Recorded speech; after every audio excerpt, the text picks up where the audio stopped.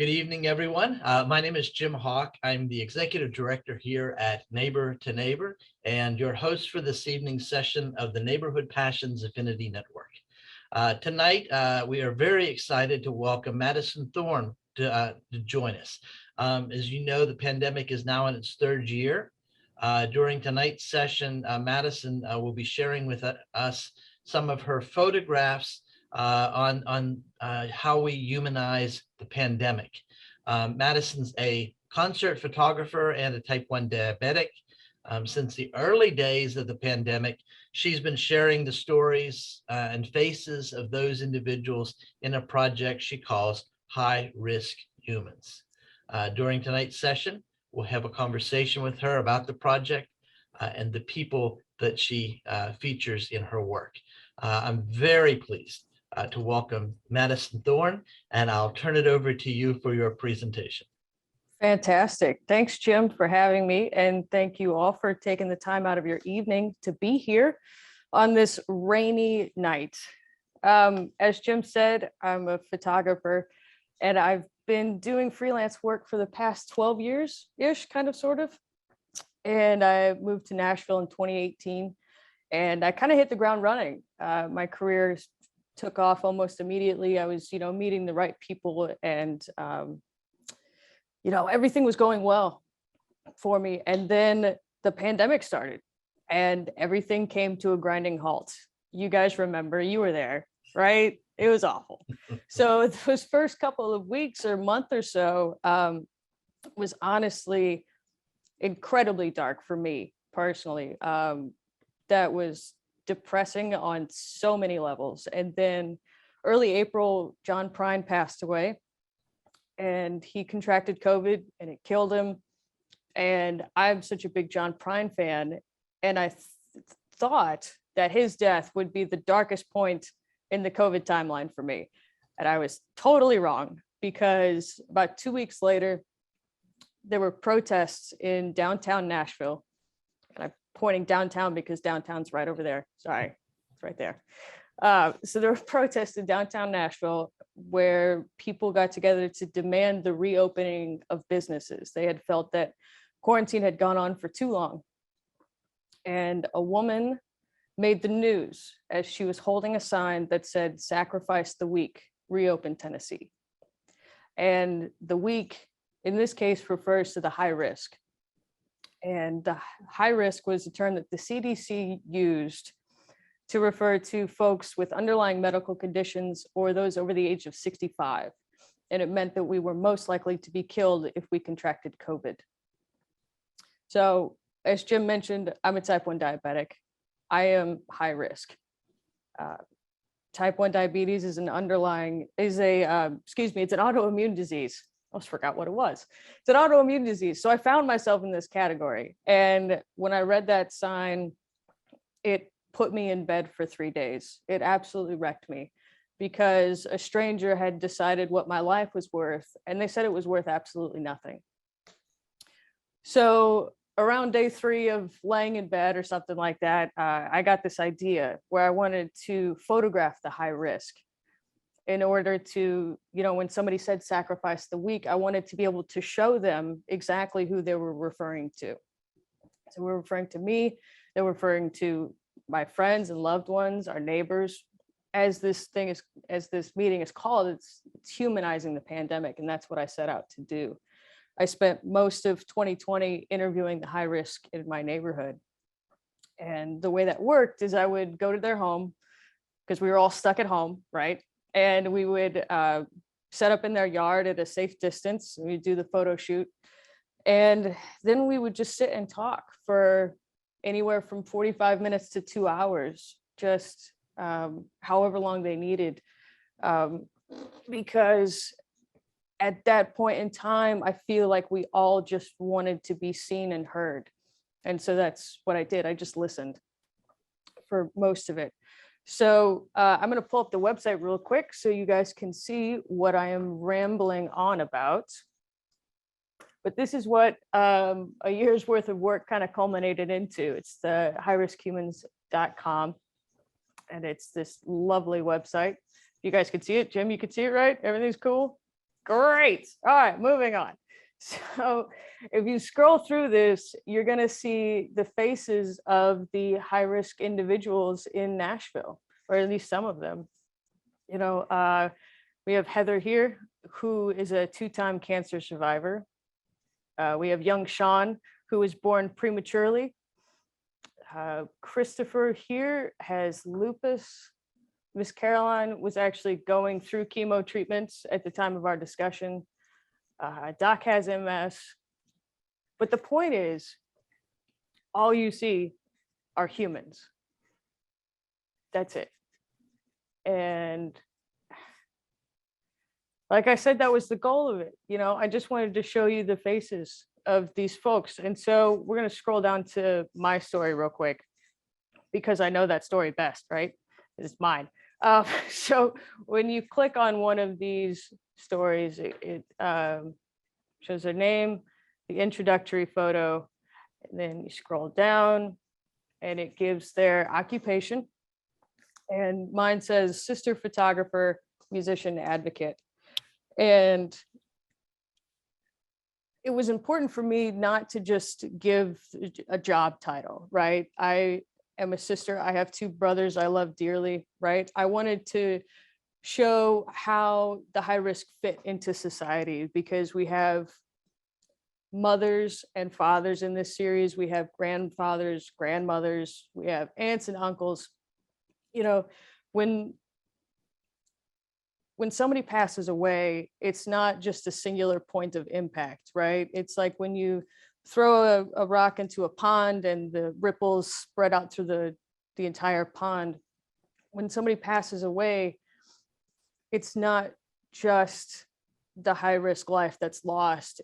Everybody that loved that high risk individual is impacted. And so I wanted to show respect for not only the high risk, but the people that love the high risk individuals. So, occupation, risk factor. I'm a type 1 diabetic. Hello, we've talked about that. And then it gives their quote. And if you have the time, I would encourage you all to go through as many of these stories as you can, because everyone contributed something different to this. Everyone has a different story. Everyone has a different take on this. And it was a wide range of individuals that got that were interviewed for this whole thing. So I'm gonna go to 2 stories real quick, and then I'll be done rambling, I swear. Our first one is with Megan, and I bring up Megan because when I started the series, I was still incredibly angry. You know, when I was still laying in bed and just had the beginning of the series in my head, I was still so pissed off. And I interviewed Megan pretty early on, and she was the first person that used the word empathy. And as soon as she said empathy, I realized that that's what I wanted the goal of the series to be as a whole. I wanted to promote the idea of empathy and kindness towards your neighbors. So this interview with Megan kind of steered the entire project towards empathy and kindness, which is great. And then the second goal came after my interview with my friend Anana. She's got a cute little puppy here. But she made the fantastic point that those being referred to as high risk, those being referred to as weak, are inherently the strongest. Because, you know, as a type 1 diabetic, I fight a battle every single day just to exist. And that doesn't make me weak. That battle does not make me weak. It makes me incredibly strong. So with the goals of promoting empathy and kindness, and also acknowledging the strength of the high risk, that's what perpetuated this entire series. And I thought it turned out fantastic. I love talking about it, and I love what we've done here in the community we've created because of it, or out of it, I should say. Again, if you have the time, please go through the stories, because there's lots of beautiful people involved. And that's the end of my. I'm done talking now, Jim. All right, Madison, thank you so much. I'm fascinated. First of all, you're an amazing photographer. And I've seen these photos. I've also seen some of your other work. How in the world did you get started with all this? I am a third generation photographer. So my mother was a photographer and her mother was a photographer. So it was kind of a predetermined destiny situation. I was born with the camera in my hands, and it was talked about as an art form when I was a kid. Yes, ma'am. How do we get to see the stories? Is it on YouTube or we have to go on your Oh, page? Yeah, yes. I saw some friends I might know. Yes, of to hear. course you did. That's the best part about this, is that you will probably see people you recognize in here. Yes. So if you yes. pull up highriskhumans.com, you'll see the grids of photos. And then if you just click on one of those, it'll pull up all of that information on them. Okay. And Carolyn, I'll put in the room right now in the chat, if you're able to get to that. I'll put the link, and if you click on that link, it'll open it up. Okay. Okay. Thank you. Thank you so much. You got to tell us who you know. Well, I'm hoping it's the right lady.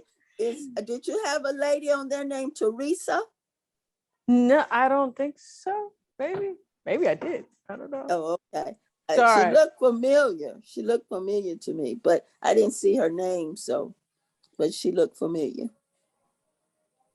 So what is your selection process? How do you go about, and are there more that we're not seeing yet? I think there's about 25 on the website, and I did probably 50 interviews total.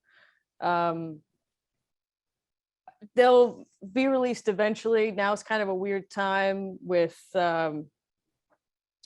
vaccines and all. I feel like everything just kind of really got scattered, and honestly, I couldn't do it anymore mentally. But to answer your other question, the high-risk individual had to reach out to me. I took people would either message me, or there's an intake form on the High Risk Series website, but I didn't approach anyone about it because someone's medical history is not my business. They had to want to tell me or divulge that information, and everyone got final say on what was said, posted to the website. So you've done about 50 of these right now, and so you've met 50 human beings who are high risk for COVID-19. What do you take after you meet all these people, photograph them? What's that done for your life? What are you taking away from all of this project? Man, that's like, I could write an essay on that, honestly. Oh, good. We have a few minutes. Okay, so fantastic. Buckle up, y'all. Kidding. I've said this a couple times, but I was really angry when I started the series, and it was through interviewing all these folks, and they reminded me about empathy and kindness and, the things we need in this world to make it a better place. That was the short version. Is there a longer version to that answer? What was the question again? I already got distracted. Sorry. I'm really good at this, Jim, obviously. Well, see, you're one of those behind the camera pros, right? Yeah. Oh, yeah. Behind the camera, great. You can do it all, and then you get in front of the camera, and yeah. I just, for me, and I'm going to bring it back up here again. Yeah. The power. And we know this, but we forget it.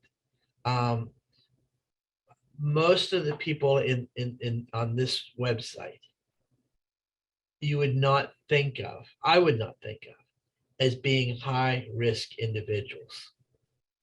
And it really reminds me that words have power, and that something that we might say, the lady that said it with the sign, but there may be things that we say that we just don't realize that there is someone in the room who is struggling. In this case, they're high risk individuals. But we just because we make a lot of assumptions about people just by the way they look.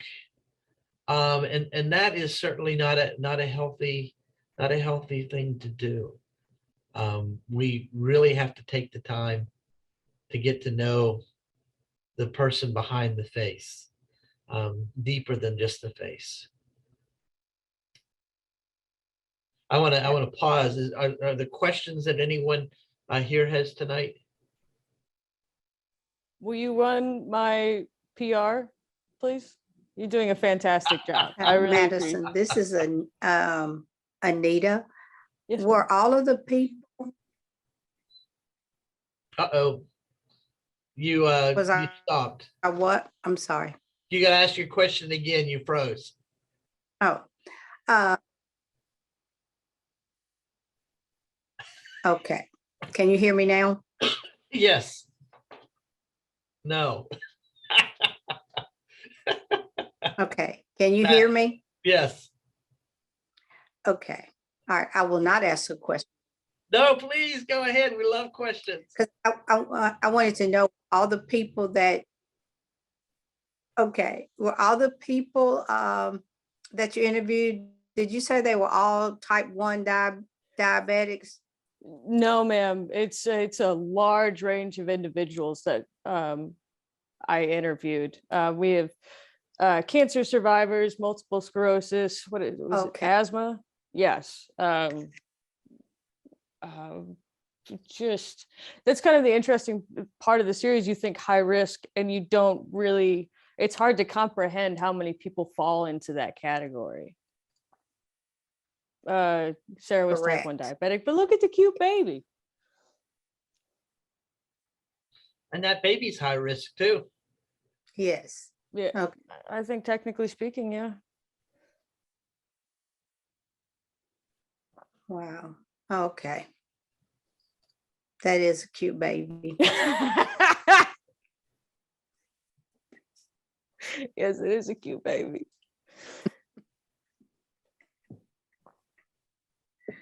Well, my thank you. I favorite- think you did an awesome job. Well, thank you. Yes. Here's my You did an favorite awesome one. job. Oh, the mangler. I just love Phil. I think you got the right shirt on for the right time. Yes, yes. I love the mangler. The mangler. Hey, Madison, I'm curious. I know you've gotten to share this kind of on some other platforms. If you'd share about that and anything else that maybe you have planned for this, or do you have, I mean, this just grew so organically. Have you thought about like where you'd like to see it go? Because it's just beautiful. Thank you. I want everybody to get to see it. Right? That'd be cool. My favorite part about the series is that you can use it in so many ways to teach so many different things. Somebody said, well, you could take it to a school and teach kids about empathy. Like, how amazing is that? You teach, I interviewed disabled people in this series, and, we overlook disabled rights in a shockingly horrific way. And we could talk about diabetes. There's many different applications for this series. And as you said, I would love to share it with everyone. I could see it being a book a few years down the line. That would be neat. We'll see where it goes. But a teaching tool is where I would really like to see this. Oh, Mark.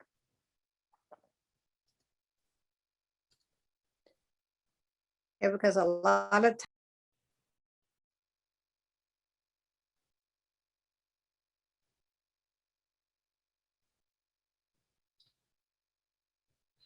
You're muted, Anita.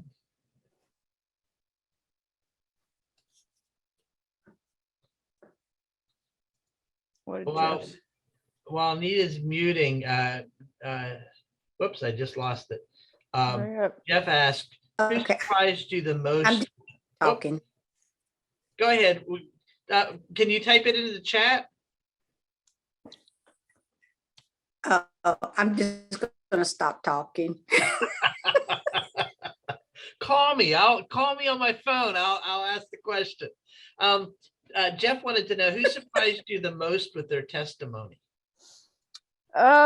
Great question, Jeff. Thank you for your time. The one that always sticks out in my mind is the one with Miss Caroline, and she's a bit farther back up if you want to check it out. But all I knew about Miss Caroline is that she was going through, she's sitting down in the chair, there you go, was that she was going through chemo treatments. And when I showed up to her home, she had a wig on, and I didn't know it was a wig at the time.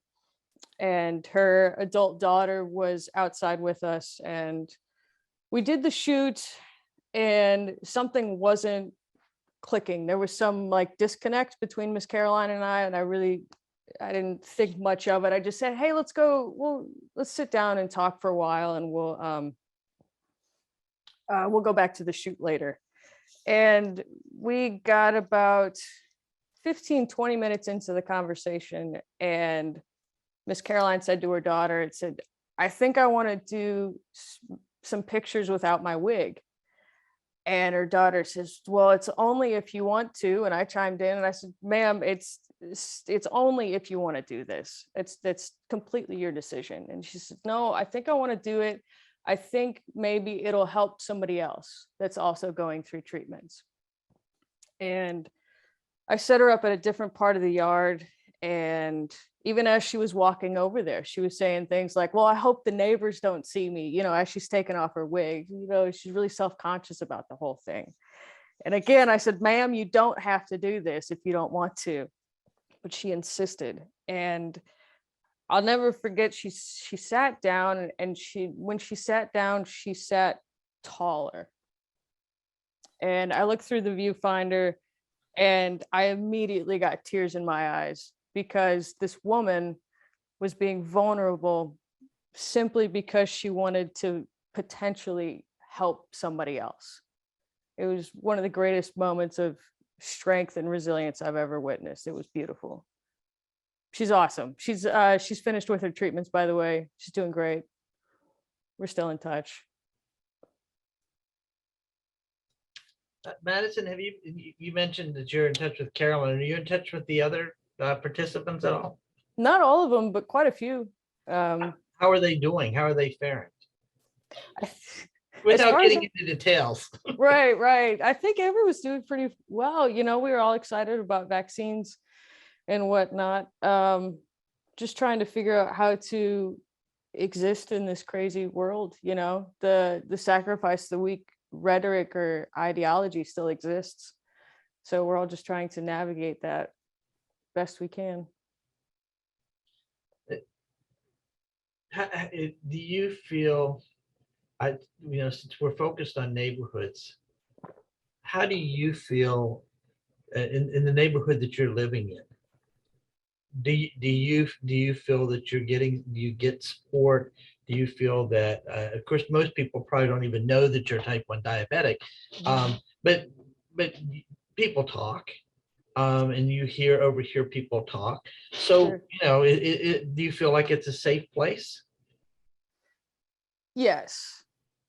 That was kind of an interesting part about the series, is that in relation to being a type 1 diabetic, before the pandemic, I didn't tell anyone I was a type 1. It felt like a chink in my armor, and I didn't want to share that with anyone. And then when the pandemic happened, I started the series, and I was telling everybody. I was pretty much introducing myself as Madison Thorne, the type 1 diabetic. And Photographer. It's whatever. It comes later in the conversation.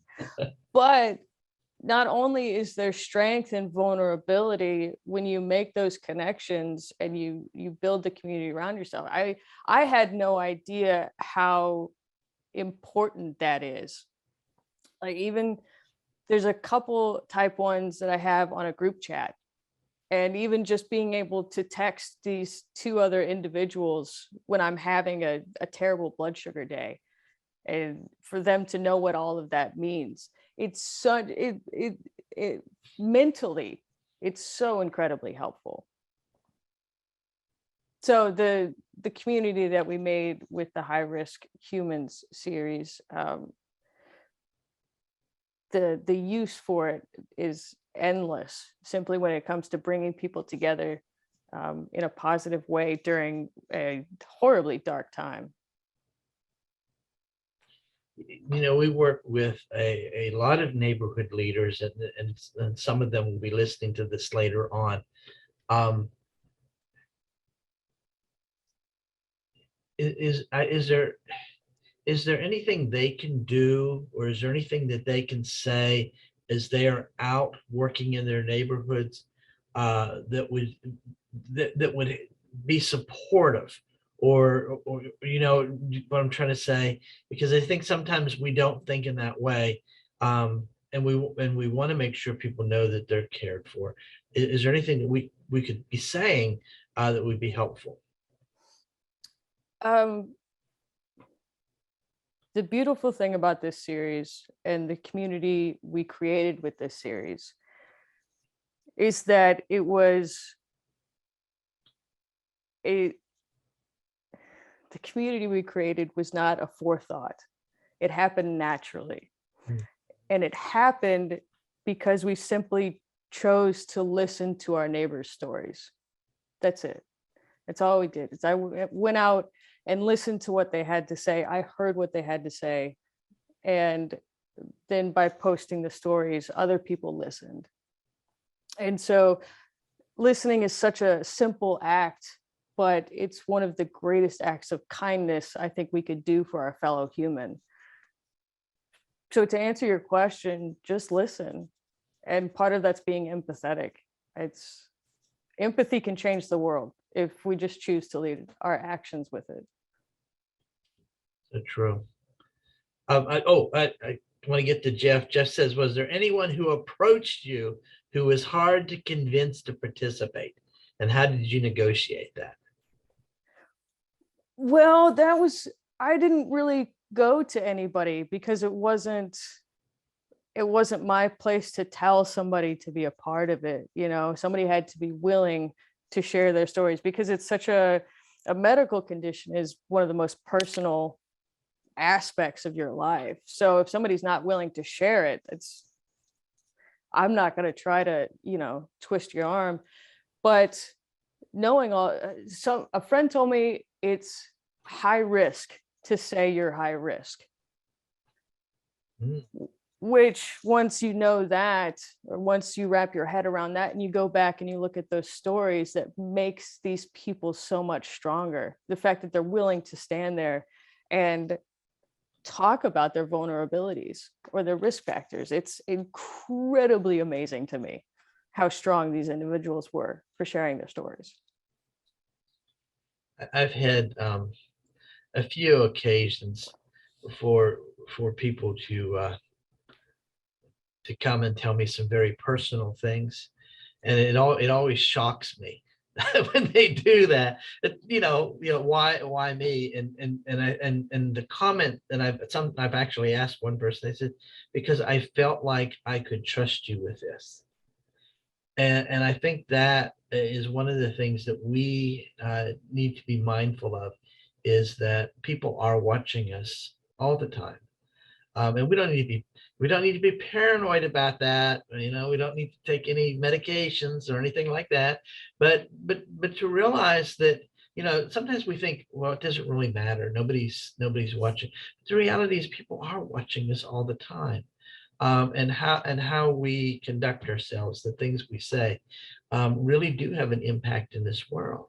Going back to that story of the protest, that woman downtown, when she wrote that sign, had no idea how that would impact you personally, and yet it did. Right. And we've got to be mindful of that as we move through our neighborhood, that what we say, what we do, does powerfully impact people. And this powerfully impacts people.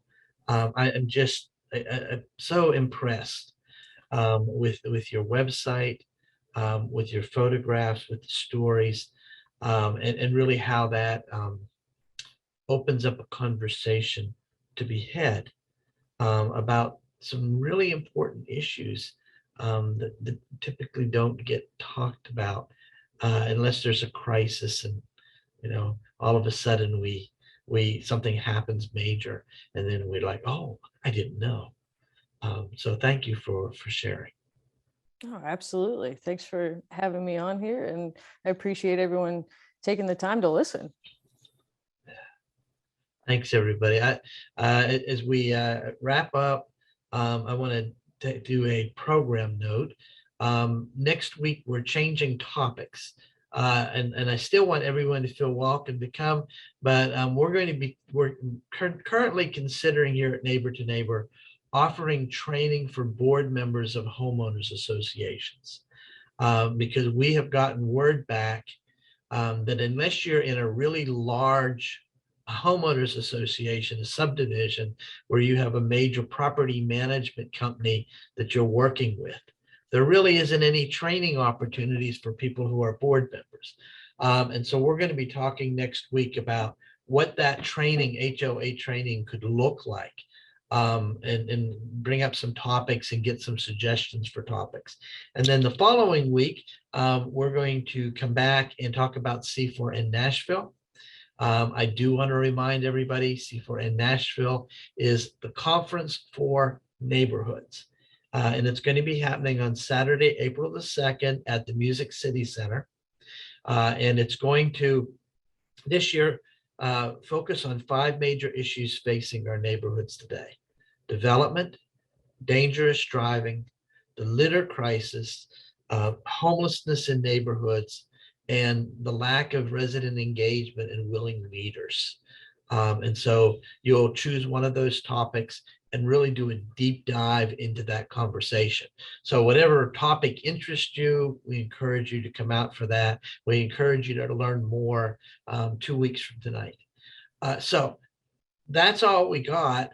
I want to thank Madison, my hero, again, for being, you are doing the work that you're doing is just great. And I do want to say to all of you, because you don't hear it enough, you are what is good about Nashville. Your willingness to come out, your willingness to take the time and be a good neighbor, is what makes Nashville great. It's not the tourists, it's not all the development and the high property values. It's you and people like you who every day work tirelessly to make the place where you live a better place. So thanks for coming out, everybody. We will see you all next week. Bye-bye. guys. Bye-bye. Don't forget my package. Be on the I'm lookout. looking for it. Okay. Thanks. Bye-bye. Thanks. Bye-bye.